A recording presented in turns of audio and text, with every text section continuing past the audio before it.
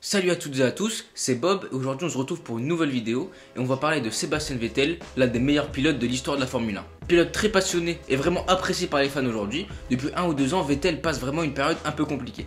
Après 6 saisons chez Ferrari, il s'installe chez Aston Martin pour un nouveau défi, un nouveau challenge et espérer réaliser quelque chose de grand. Il espère retrouver son meilleur niveau et dans cette vidéo on va se demander si c'était le meilleur choix de continuer en Formule 1 avec Aston Martin plutôt que de prendre sa retraite par exemple. Pour voir ça, on va retracer un peu sa carrière en F1 depuis ses débuts, donc que ce soit chez Toro Rosso, les 4 titres de champion du monde chez Red Bull, le début chez Ferrari, les 2 batailles pour le titre et la période compliquée qu'il traverse depuis. Après ça, on pourra parler de sa situation actuelle chez Aston Martin et pourquoi pas se projeter sur son avenir pour voir ce à quoi Vettel peut s'attendre. Allez, c'est parti!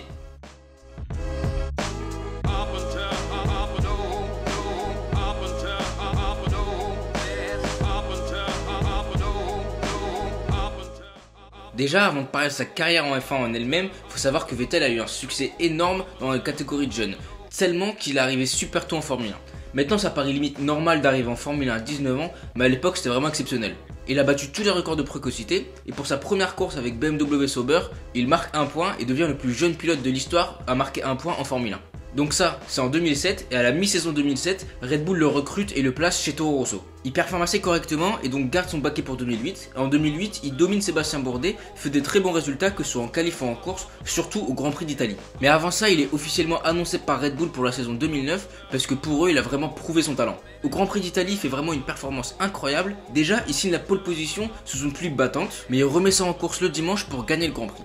Alors déjà, gagner avec une Toro Rosso, c'est déjà fou, mais en plus il devient à l'époque le plus jeune vainqueur de Grand Prix de l'histoire. Déjà pas mal. Après ça, comme j'ai dit, en 2009, il rejoint Red Bull et le coéquipier de Mark Webber qui est beaucoup plus expérimenté. Il signe 4 victoires, autant de pole position et de nombreux podiums. Déjà, il bat Webber, ce qui est déjà très bien. Il termine vice-champion du monde et peut-être qu'avec un peu moins d'erreurs et un peu plus de régularité, il aurait pu aller chercher le titre. Mais la Brown GP avait vraiment beaucoup d'avance au début de saison. Sur les 7 premiers Grands Prix, Button en a gagné 5, donc à la fin c'était un peu compliqué de rattraper. Mais il y a quand même 5 courses où il marque pas de points, donc c'est un peu dommage. A partir de là, par contre, on part sur 4 années historiques. Déjà en 2010, c'est pour moi une des meilleures saisons de l'histoire de la F1, avec une bataille pour le titre vraiment épique. Objectivement, Red Bull avait quand même la meilleure monoplace, meilleure que la McLaren, mais aussi bien meilleure que la Ferrari d'Alonso. Cette saison-là, Vettel signe 10 pole positions, ce qui est vraiment incroyable vu la concurrence qu'il y avait, 5 victoires et 10 podiums. Et il va chercher le titre de seulement 4 points à la dernière course. En plus, il devient champion du monde sans jamais avoir été leader du championnat, mais il était toujours présent, toujours régulier, toujours performant. Il a vraiment été clutch sur les 2 dernières courses pour signer 2 victoires, pendant qu'Alonso et Webber ont galéré un peu plus. Et avec ça, déjà qu'il avait le titre de plus jeune vainqueur en Grand Prix, maintenant il a le titre de plus jeune champion du monde de l'histoire de la Formule 1, record qui est toujours pas battu. En 2011, on va dire que c'est un peu plus tranquille, Vettel domine outrageusement le championnat, Red Bull a la meilleure monoplace et de loin, mais en plus il met vraiment une grosse raclée à Webber en le dépassant de plus de 130 points. Il est vraiment à son meilleur niveau, 11 victoires, 11 pole positions et à part un abandon sur crevaison, il y a une 4ème place, mais sinon c'est que des podiums. En 2012 comme en 2010, c'est une des meilleures saisons de l'histoire de la Formule 1 et sur les 7 premiers Grands Prix, il y a 7 vainqueurs différents et ça témoigne vraiment d'une grille très équilibrée. Objectivement, la Red Bull est toujours meilleure que la Ferrari de Fernando Alonso, mais on a une course au titre jusqu'à la dernière course et ça se joue à 4 points. En 2012, Vettel devient triple champion du monde, domine toujours son coéquipier, gagne 5 courses et réalise 5 pole positions. Toujours la même régularité, il n'y a que 3 grands prix hors des points et uniquement pour problèmes techniques ou crevaison. Mais comme en 2010, il est vraiment clutch au bon moment, pendant la tournée asiatique, il signe 4 victoires consécutives alors que Fernando Alonso a vraiment une belle avance. Alors si vous pensez que la saison 2020 de Lewis Hamilton c'est de la domination, attendez de voir la saison 2013 de Sébastien Vettel. Franchement ça fait peur.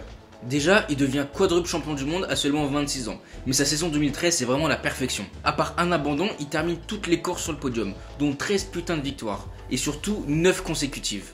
9 week-ends de Grand Prix d'affilée, 9 fois c'est Sébastien Vettel qui gagne. De août jusqu'à la fin de saison, il n'y a que Sébastien Vettel qui gagne. Bien sûr, la Red Bull c'était la meilleure monoplace, mais lui c'était le meilleur pilote. La preuve c'est qu'il a marqué le double de points de Mark Webber, et Webber on sait très bien que c'est pas une charrette. Il explose pas mal de records sur la route, et à ce moment là il est pas vraiment apprécié par les fans. Déjà parce qu'il gagne tout le temps et personne n'aime ça, mais aussi parce qu'il dégage une certaine arrogance. Mais quand on gagne 13 victoires dont 9 consécutives, franchement il y a de quoi être arrogant. Donc là on a un quadruple champion du monde à seulement 26 ans. Super régulier, super performant, et même si on l'appréciait pas, on pouvait pas nier son niveau et son talent phénoménal. Largement considéré déjà, et c'est normal, comme un des plus grands champions de l'histoire de la Formule 1. Mais malheureusement pour lui et pour Red Bull, avec la nouvelle ère hybride qui commence, c'est la fin de leur domination. En 2014, la meilleure équipe c'est Mercedes et Red Bull doit se contenter d'être la deuxième, troisième force du plateau. Weber part à la retraite et maintenant le coéquipier de Vettel c'est Ricciardo. Et pour la première fois de la carrière de Sebastian Vettel, il se fait battre par un de ses coéquipiers et plutôt largement. Il se prend 70 points dans la gueule et Ricciardo gagne 3 grands prix alors que Vettel n'en gagne aucun. Vettel a l'air beaucoup moins à l'aise avec sa Red Bull, beaucoup moins à l'aise au sein de son équipe et c'est un gros coup d'arrêt. Rien de bien grave, mais comparé à ce qu'il nous avait proposé avant, c'est moins bien. Avec ça, il veut un nouveau challenge et une nouvelle aventure, et du coup il signe pour Ferrari pour la saison 2015, et pour lui c'est un rêve, un pilote allemand dans l'écurie italienne. Grandes ambitions pour Vettel qui rejoint Ferrari, et franchement ça commence bien en 2015.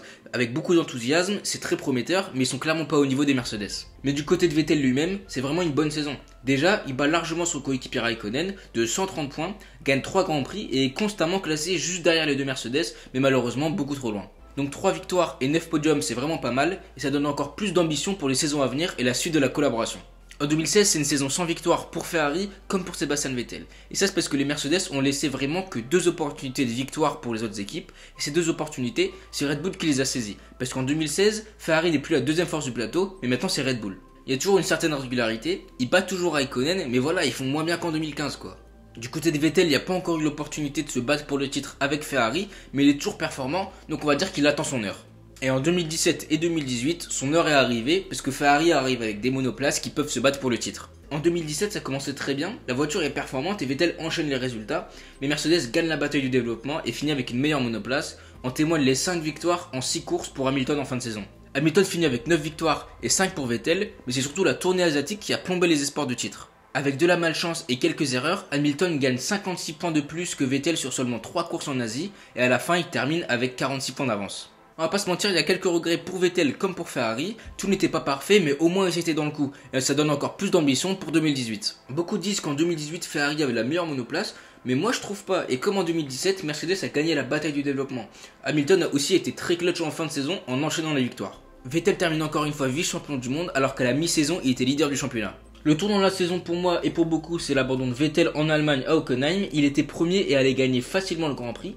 Finalement c'est Hamilton qui gagne et qui lui met un 25-0, mentalement ça a été très dur et pas sûr qu'il se soit relevé depuis. En 2017 et 2018, Vettel comme Ferrari ont été un peu trop justes pour aller chercher les Mercedes et Hamilton, un peu l'impression qu'ils ont laissé passer leur chance. Donc ok, Vettel n'a pas été irréprochable du début à la fin, mais il a quand même été très performant et a signé plein de victoires. Mais si on s'arrête là et qu'on regarde sa carrière, c'est un super pilote ultra performant et qui a presque toujours dominé ses coéquipiers. Quadruple champion du monde très jeune et de quelle manière, et indiscutablement un des meilleurs pilotes de l'histoire de la Formule 1. En 2019 c'est très compliqué, déjà la Ferrari n'est plus aussi performante qu'avant et ne peut pas se battre pour le titre, mais Vettel aussi est battu par son nouveau coéquipier Charles Leclerc. Il fait beaucoup plus d'erreurs, ce qu'on lui connaissait pas avant, il sent pas à l'aise en équipe et en plus il perd un peu son statut de numéro 1 vu qu'il est moins performant que Charles Leclerc. 2020 c'est pire, c'est vraiment catastrophique, la Ferrari est complètement larguée en milieu de peloton et Vettel aussi.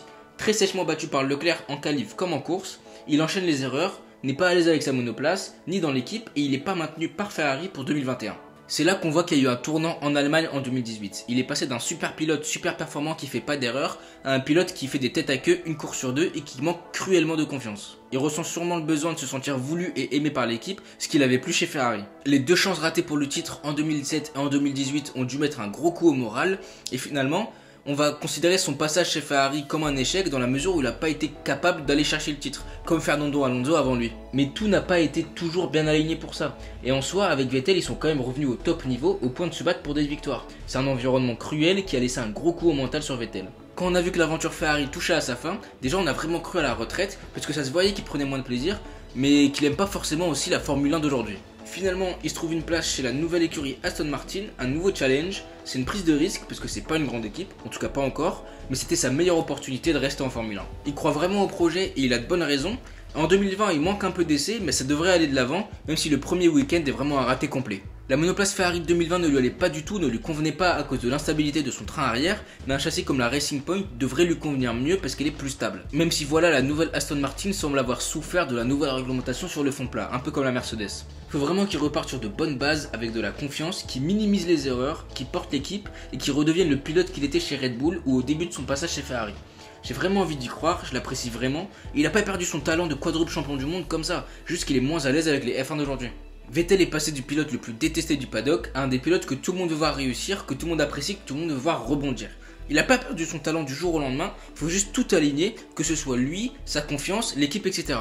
C'est un grand champion et je suis sûr, en tout cas je l'espère, qu'il va vraiment réussir avec Aston Martin. Il a encore quelques bonnes années devant lui et un projet dans lequel croire. Et pourquoi pas faire comme Hamilton a fait avec Mercedes. Il va bien sûr pas gagner le championnat en 2020, mais ce qu'il faut, et il en est capable, c'est de tirer le maximum de la monoplace, même si elle paraît en dessous de ses rivaux comme McLaren ou Ferrari. Faut qu'il batte son coéquipier, qu'il reste clean et qu'il en finisse avec les erreurs. Faut qu'il retrouve son meilleur niveau surtout et qu'il crée quelque chose de grand avec Aston Martin. Si c'est pas le cas, ça restera quand même un des plus grands pilotes de l'histoire de la Formule 1, un pilote vraiment très attachant, alors qu'on le voit quasiment jamais, il a même pas de réseaux sociaux. Il a un contrat de 2 ans et il a vraiment le temps de revenir à son meilleur niveau, tout aligné pour être au top cette saison et aussi pour la nouvelle réglementation de 2022. Finalement pour moi c'était vraiment la meilleure option de rester en Formule 1, il a encore de belles années devant lui et ça aurait pas été une bonne chose de quitter la Formule 1 sur une si mauvaise note avec Ferrari en 2020. On va voir ce que ça va donner pour le reste de la saison et pourquoi pas, selon la situation, en reparler plus tard. En attendant, dites-moi vous ce que vous pensez de Sébastien Vettel dans sa carrière en Formule 1, donc en tant que pilote et grand champion. Mais plus important encore, dites-moi si vous voyez Vettel se relever et revenir à son meilleur niveau, ou au contraire que c'en est fini de Vettel au top niveau, ce qui serait vraiment dommage. Donc voilà, on arrive à la fin de la vidéo. Moi, comme vous avez pu le comprendre, j'apprécie vraiment Sébastien Vettel.